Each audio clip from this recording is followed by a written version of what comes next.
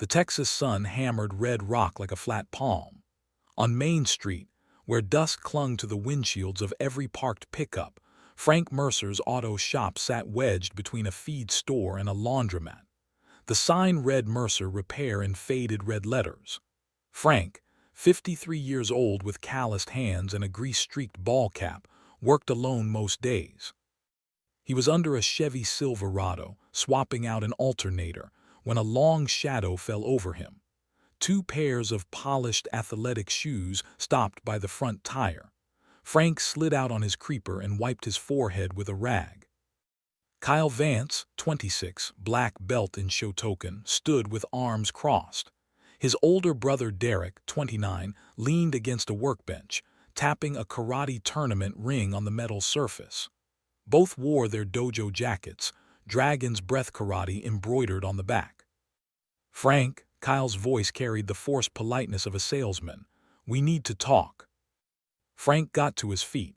He was of average height, lean but not impressive, the kind of man people forgot. "I'm backed up on jobs, fellas, brakes, and a transmission. If this is about your sister's Civic, I already told her it'll be done Thursday." Derek snorted. "It's not about the car, it's about your daughter Jenna." Frank's expression didn't shift. Jenna was away at Texas A&M, and she'd mentioned a pushy ex-boyfriend named Kyle. Frank had listened, told her she did right to walk away, and left it there. He picked up a torque wrench and set it on the cart.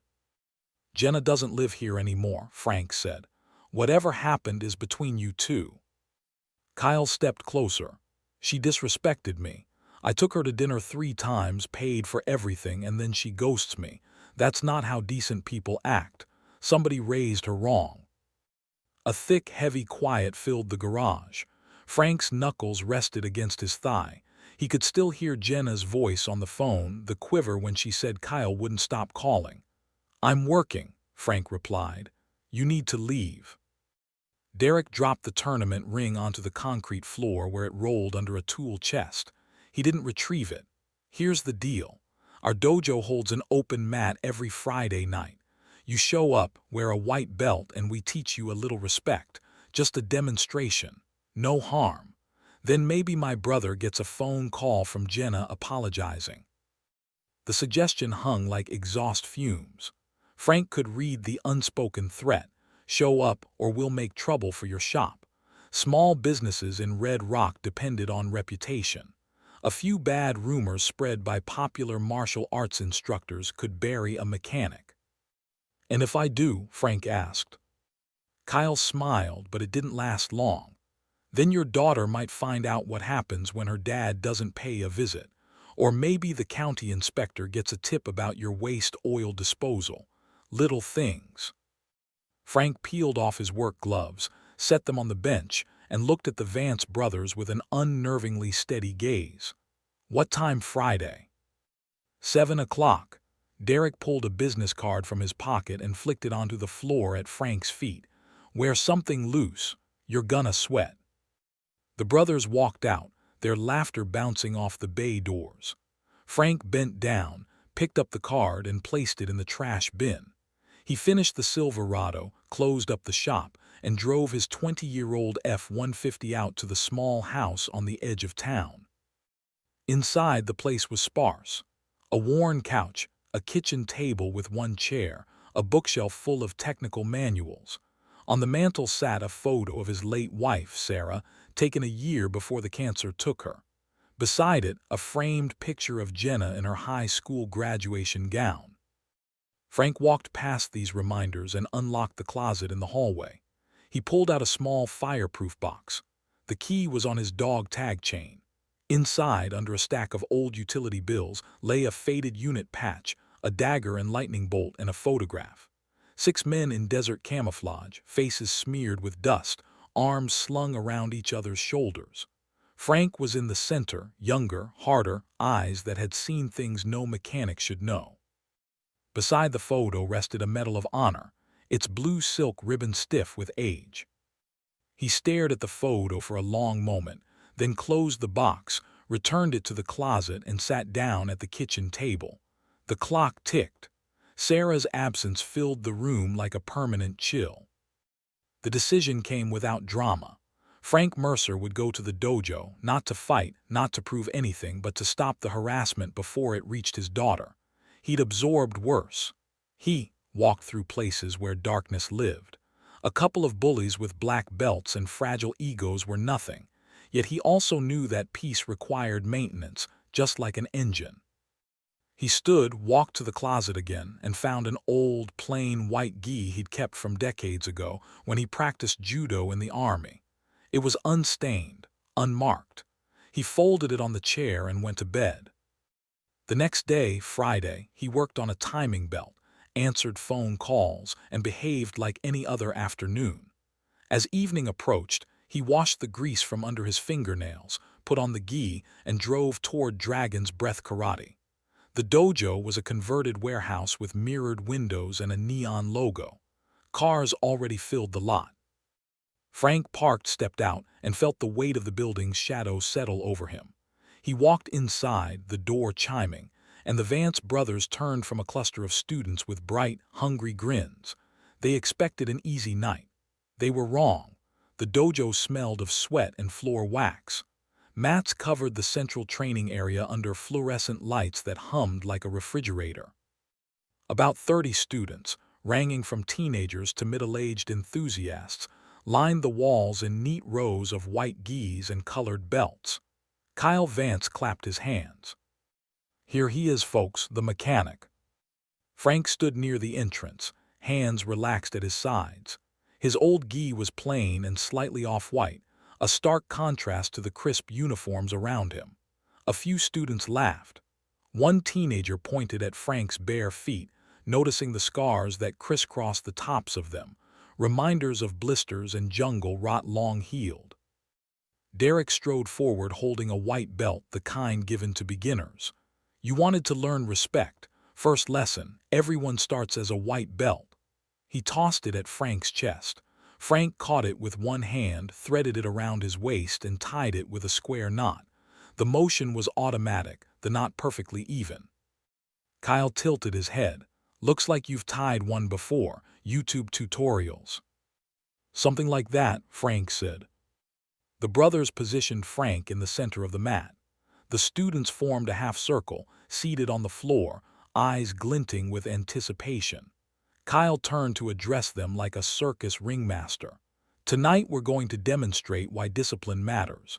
Mr. Mercer here thinks a tough guy act can replace formal training. We'll show him the difference." Kyle faced Frank and bowed shallowly, more a mockery than a sign of respect. Frank returned the bow, deeper, correct in form. That small detail caught the attention of an elderly man sitting in the back, Mr. Harris, a 78-year-old Vietnam veteran whose grandson trained at the dojo. Mr. Harris leaned forward, his weathered hands gripping his cane. He'd seen men move with that same quiet economy before. Kyle started the demonstration with basic combinations. He threw a front kick, then a reverse punch, then a roundhouse, all aimed at Frank's chest and head.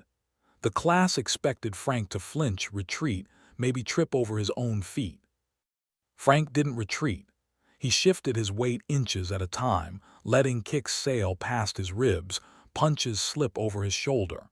His feet never left a tight perimeter. He looked as if he were stepping out of the rain. Murmurs rippled through the students. Kyle's face flushed. He accelerated, mixing spinning back kicks and hook punches. Frank ducked, bobbed, and once simply turned sideways so a spinning kick brushed his gi. It was a masterclass in Tai Sabaki, body movement, but no one in the room except Mr. Harris recognized it. "Stand still and fight," Kyle spat. Frank's voice was calm. "You asked for a demonstration. I'm demonstrating." Derek stood at the edge of the mat with his arms folded, jaw tight. He'd seen enough. Kyle's temper was the family weakness. Derek pointed at Frank. "Kyle, finish it." Kyle, breathing hard, abandoned any pretense of teaching. He lunged forward, faking a punch to the face, then dropped low and fired a leg kick aimed squarely at the outside of Frank's right knee, a technique meant to tear ligaments if applied with force. The students saw it. A few gasped, though I won't say gasped too much. One student covered her mouth. Frank's response was immediate and contained. He lifted his leg just enough to let the kick pass under his foot, then trapped Kyle's calf against his own thigh with a vice-like grip. The catch was soundless, fluid, a movement born from thousands of hours of repetitive drilling. Kyle staggered, suddenly off balance, his leg immobilized. The room grew quiet. The fluorescent lights seemed louder. Frank held the position for 2 heartbeats, then released the leg and stepped back. Kyle stumbled, caught himself, and stared at Frank with wide eyes. "What the hell?" Kyle's voice cracked. Derek stepped onto the mat, shoving his brother aside. "You're a tricky one, aren't you? Let's see how tricky you are with me." Frank's expression remained neutral. He looked past Derek toward the door, as if measuring the distance to his truck, then returned his attention to the mat. "I came here to settle things. You've had your show. I'll leave now." "You'll leave when I say you leave," Derek said. "This is my dojo." At the back of the room, Mr. Harris leaned toward his grandson. "That man's done this before. I saw Marines in Da Nang with less control." The grandson, a blue belt, whispered, "Who is he?" Mr. Harris shook his head. "I don't know, but we're about to find out." Derek cracked his neck and settled into a fighting stance. Unlike Kyle, he had patience and power, a former collegiate wrestler who transitioned to karate. He moved with the weight of someone who'd spent years inside the clinch. "This time," Derek announced, "we go full contact. No pads. Let's see what your car mechanic tricks can do against a real black belt." The students stirred. Full contact without protective gear violated the dojo's usual safety rules, but nobody protested. Kyle retrieved his phone from the bench and began recording, a smirk returning to his face. Frank looked at the white belt around his waist, then at Derek. He exhaled through his nose, a slow release of pressure, and settled into a stance that was neither karate nor boxing, something older, simpler, rooted in survival. His hands came up, open-palmed. The air in the dojo thickened. Somewhere in the town, a train horn sounded, long and low. The match was about to begin, and only Frank understood the depth of the mistake Derek was making. Derek circled, his bare feet squeaking on the vinyl mat. He threw a jab meant to measure distance, then shot for a double-leg takedown, arms reaching for Frank's hips. It was explosive, textbook, the kind of move that had won him tournaments. Frank didn't sprawl or fight the grip.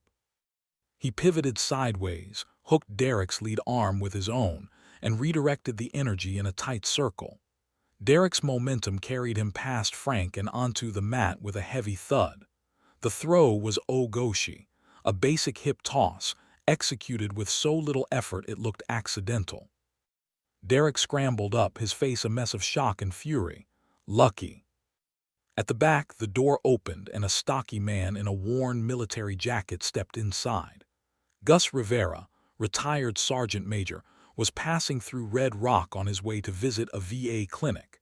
He'd seen the lights of the dojo and the crowd through the window, and something about the quiet man in the center pulled him in. Now he stood with his arms folded, a scarred hand rubbing his chin. Derek attacked again, this time with punches and elbows. Frank slipped the first 2 strikes, blocked an elbow with his forearm, and stepped inside Derek's reach. He placed his palm flat on Derek's sternum and pushed, not a strike, just a push that sent Derek stumbling back 3 steps. It was defensive, non-damaging, but utterly dominant. Kyle stopped recording. "This is crazy. He's using some kind of street fighting garbage." Derek's breathing grew ragged. He shouted, "You think you can embarrass us in our own school? I'm going to break you, old man." He charged again, this time with a flying knee, a reckless, high-risk technique that left him airborne and vulnerable. Frank stepped off the line, caught Derek's leg and shoulder, and guided him down to the mat face first. He applied a light scarf hold, just enough pressure to let Derek feel the futility of struggling. "It's over," Frank said quietly, his mouth near Derek's ear. He released the hold and stood. The students sat frozen. Several had their mouths open. Mr. Harris rapped his cane on the floor twice, A slow, deliberate clap. Gus Rivera pushed off the wall and walked toward the mat, his presence drawing eyes. He wore a veteran's cap with the Special Forces crest. Kyle pointed at Frank.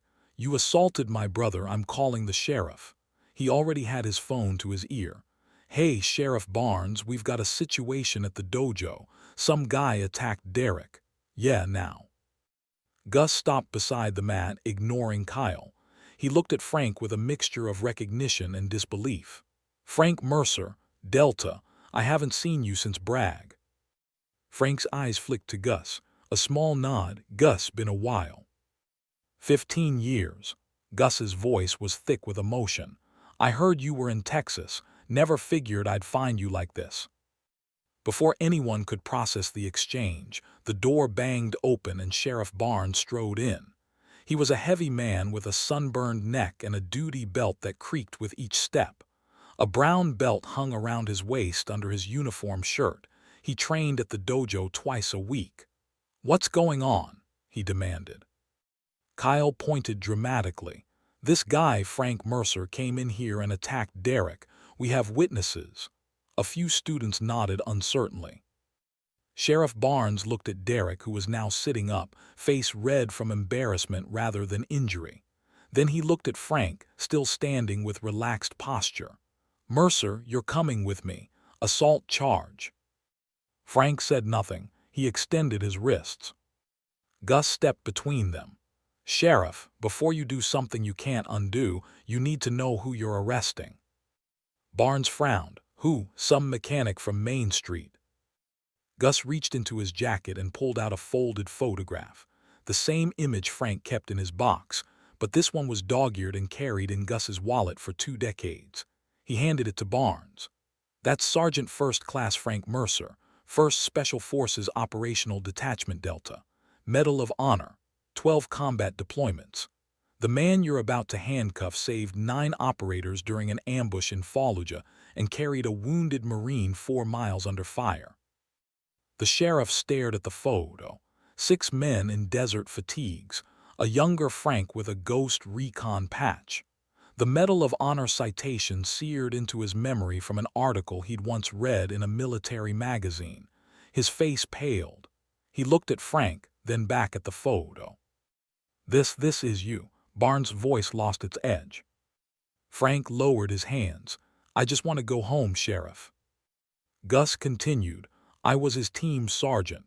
What happened here tonight was self-defense, and I'll testify to that." The atmosphere in the dojo transformed. Students began standing, not out of aggression, but out of some instinctual need to show respect. The Vance brothers looked at each other, confusion blooming into anger. Kyle blurted, "This is a lie, he's nobody. He fixes cars." Barnes folded the photo carefully and handed it back to Gus. He unclipped his handcuffs and returned them to his belt. "Mr. Mercer, I owe you an apology." He turned to the Vance brothers, his eyes hardening.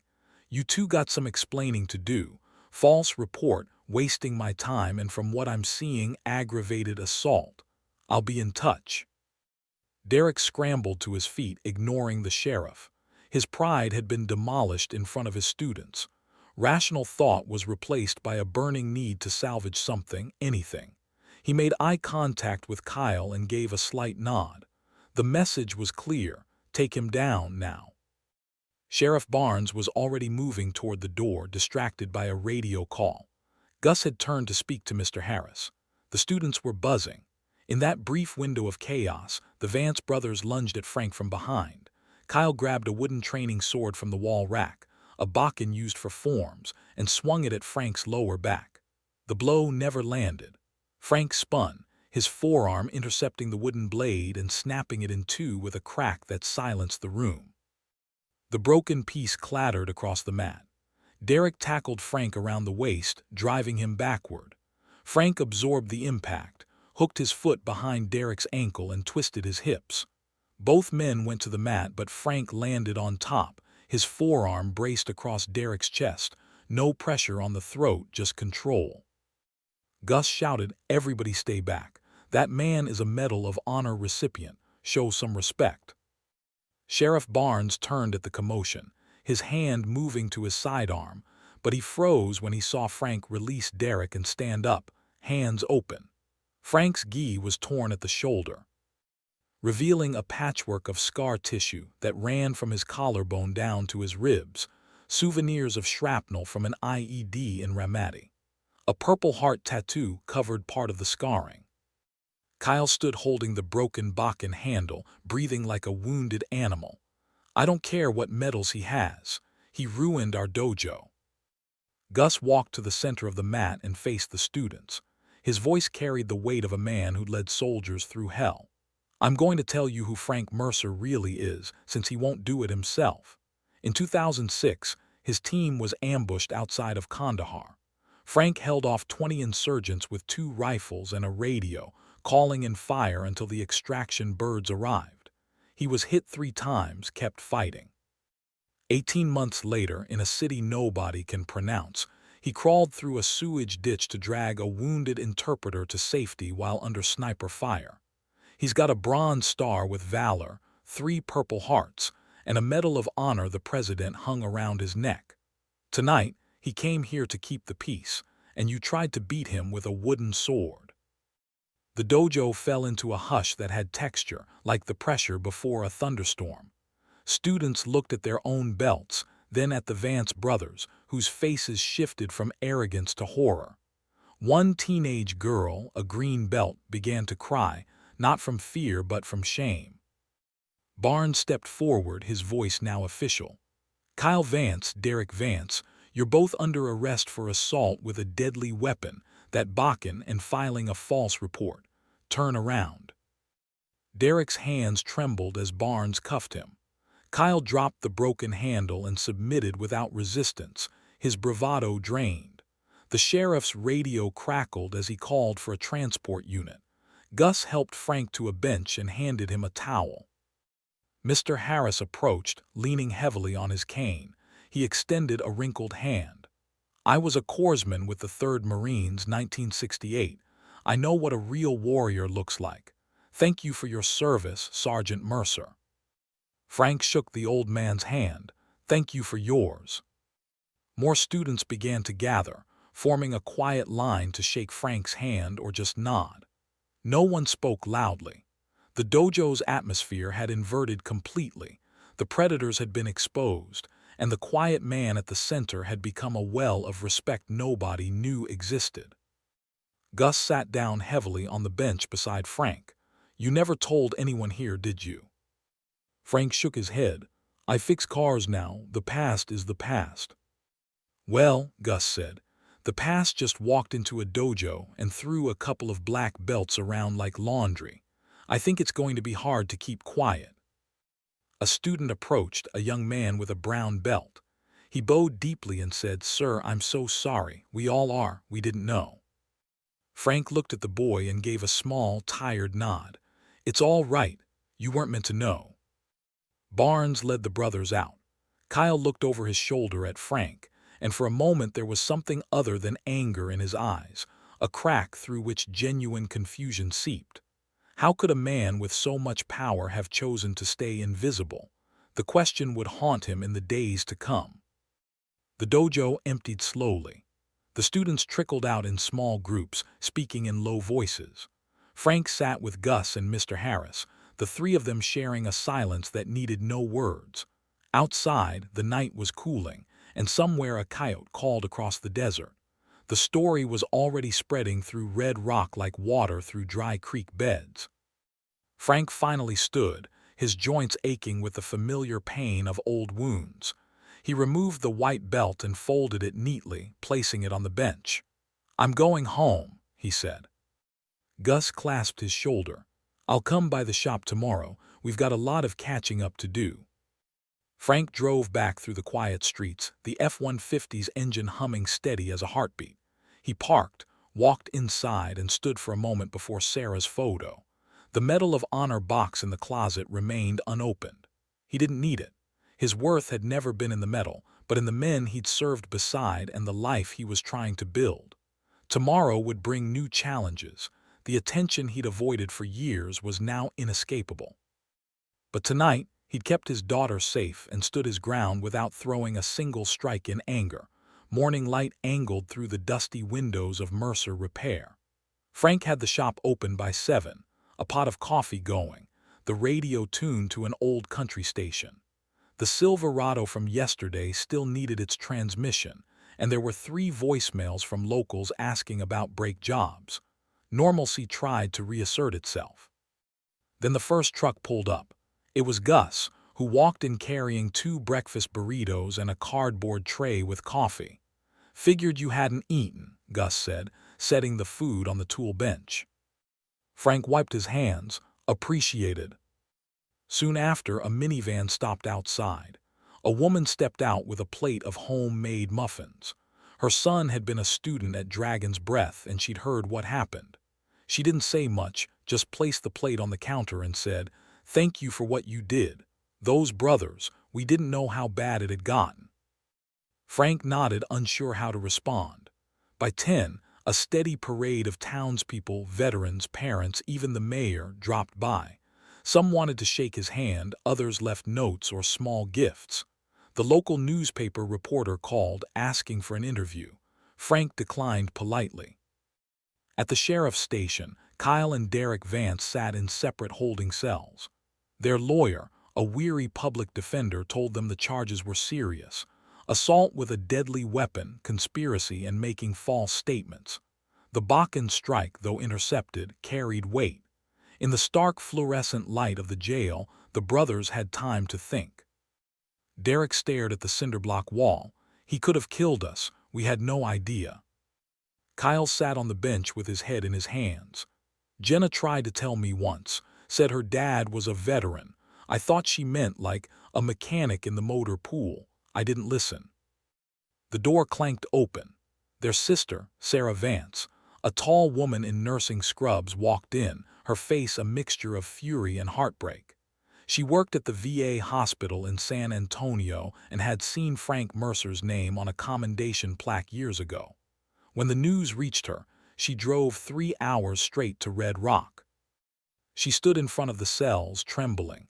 "You cornered a Medal of Honor hero and tried to beat him up, in front of children," her voice broke. "I treated men from his unit. One of them had a picture of Frank carrying him out of a burning vehicle. You two have disgraced our family." Kyle couldn't lift his eyes. Derek whispered, "We didn't know." "That's the problem," Sarah said. "You didn't care enough to find out. You just saw a mechanic." She turned and walked out, leaving the brothers to absorb the weight of their shame. Back at the dojo, Sensei Tanaka arrived from his home in Austin, where he'd founded Dragon's Breath 30 years earlier. The dojo was closed, but he'd been called by Mr. Harris and given a full account. Tanaka, a 70-year-old Japanese-American who had trained under Maz Yama, stood in the empty dojo and looked at the broken bakken on the mat. He knelt, gathered the pieces, and set them aside.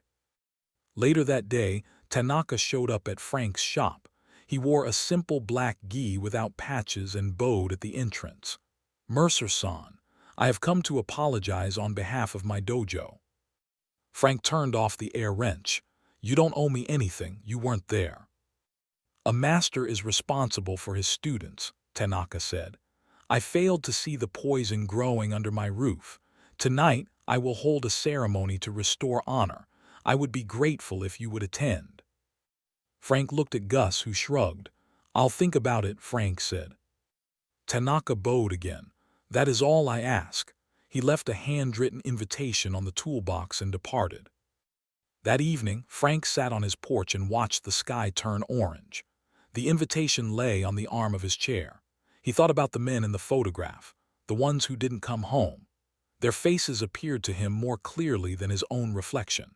He'd spent years trying to be invisible, believing that the quiet life was all he deserved. Yet the encounter at the dojo had cracked something open, and people kept coming toward that crack with kindness. Jenna called, her voice was shaky. "Dad, I heard what happened. Are you okay?" "I'm fine, sweetheart, don't worry." She was silent for a moment. "I've been telling my friends about you, the real you. I'm so proud, Dad. I'm sorry I ever hid it." "You never had to be proud of anything but yourself," Frank said. But thank you." They talked until the stars appeared. After he hung up, Frank made a decision.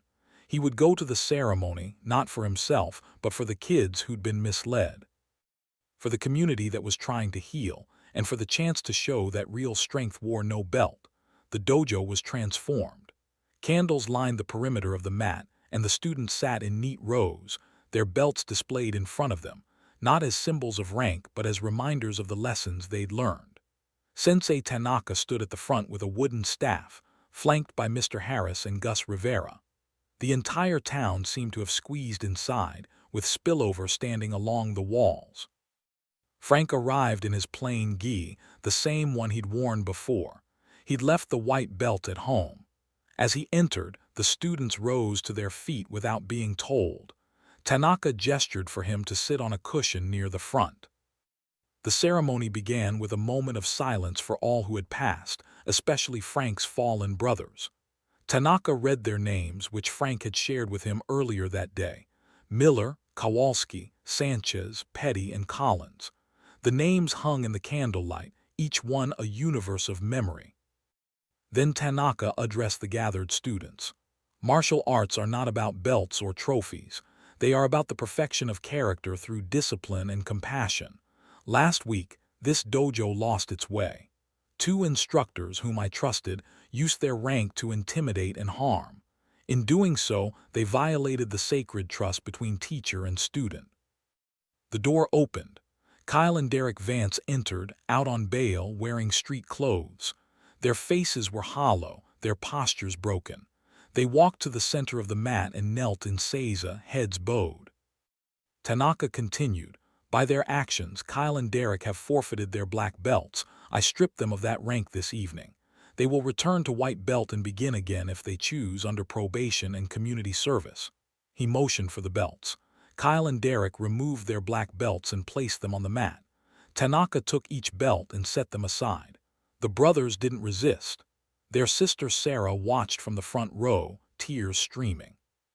Tanaka then turned to Frank. "Mercer-san, please share with us what you are willing to share." Frank stood slowly, feeling the eyes of the room press upon him. He walked to the center, standing beside the kneeling brothers. His voice, when it came, was low but carried clearly. "I'm not a teacher," he began. "I'm a mechanic. I've spent my life fixing broken things. I served because I believed in protecting people who couldn't protect themselves. I didn't serve for medals. I don't talk about it because the men I served with, some of them didn't come back. They're the ones who deserve your attention." He paused, looking at the candles. "But I've learned that silence can be its own kind of dishonesty. My daughter didn't know half of what I did until yesterday. I thought I was protecting her. Maybe I was just afraid. So I'll tell you this. Everything I know about martial arts I learned in the army. But the most important thing I learned wasn't how to fight. It was how to stay calm when everything around you is falling apart. That calm comes from knowing what you stand for." Frank looked at Kyle and Derek. "These 2 young men made a mistake, a serious one, but I've made mistakes too. I've lost my temper. I've been arrogant. If they're willing to learn, I'm willing to let them." The brothers looked up, disbelief etched on their features. Derek's voice cracked. "After everything we did, you'd still teach us?" "I'd teach anyone who wants to learn what it really means to be a warrior," Frank said. "Service, humility, control. Those aren't just words. They're a daily practice. It's a whole lot harder than any kick you'll ever throw." Tanaka bowed to Frank.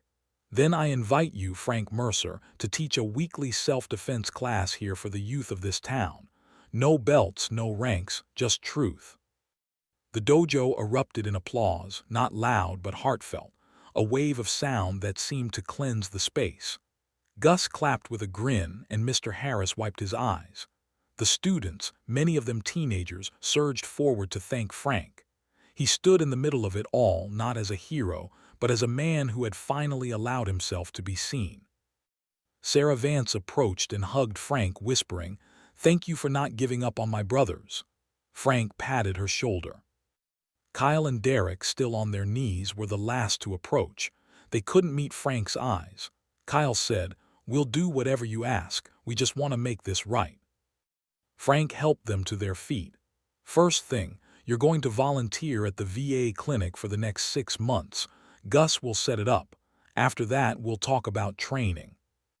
The brothers nodded, gratitude warring with shame on their faces. It was the beginning of a long road, but they'd taken the first step.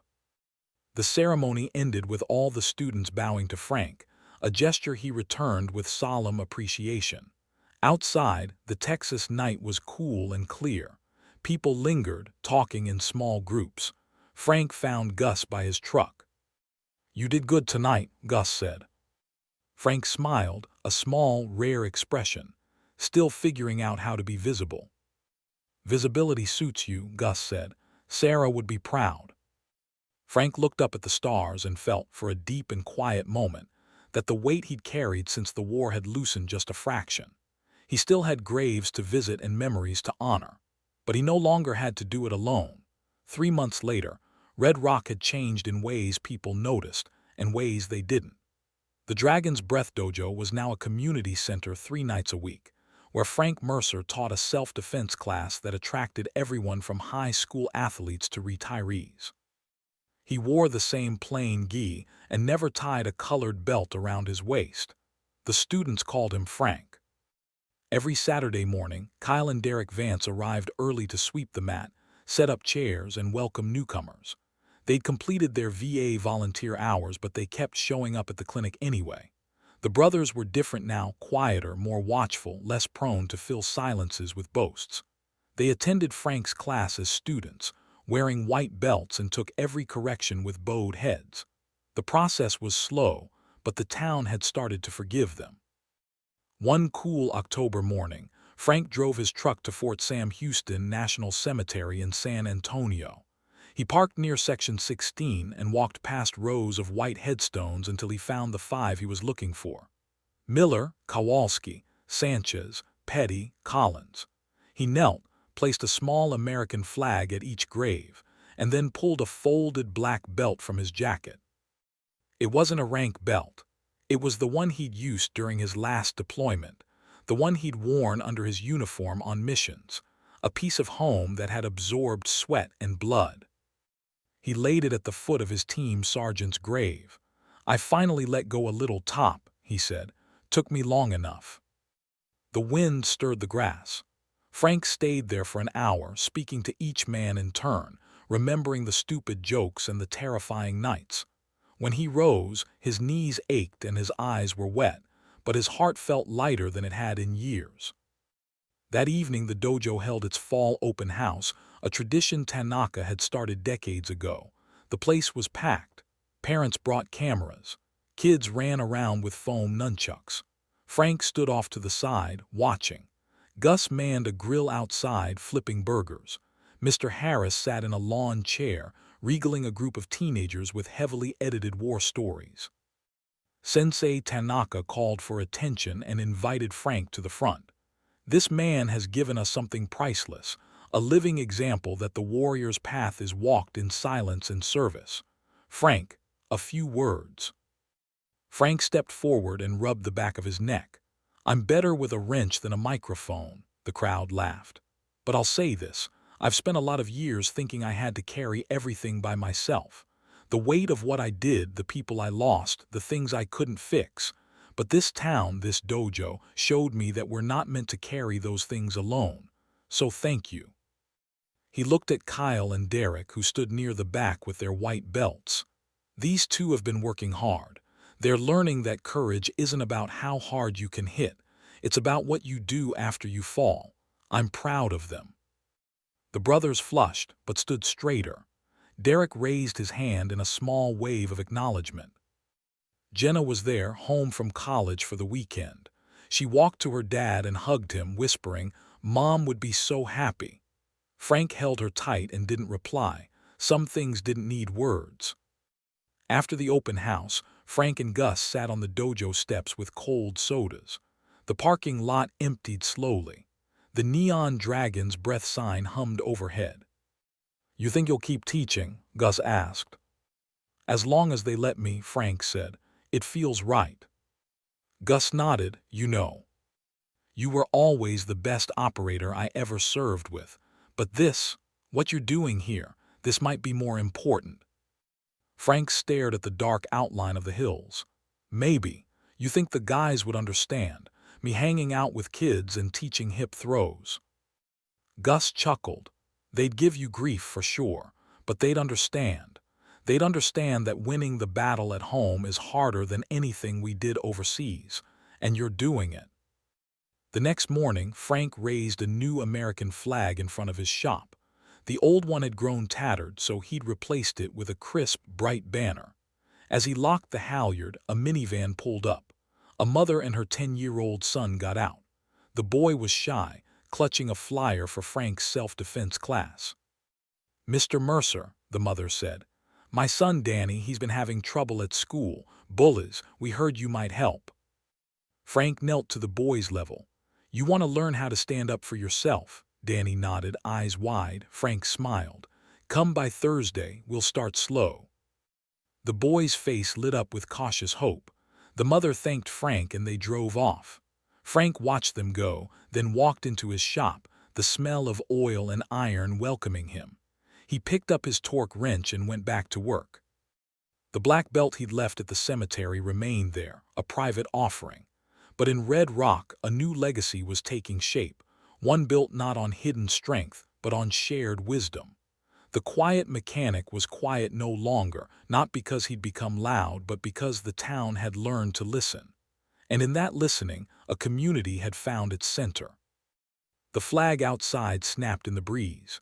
Inside, Frank Mercer tightened a bolt, checked his watch, and thought about the lesson he'd teach on Thursday.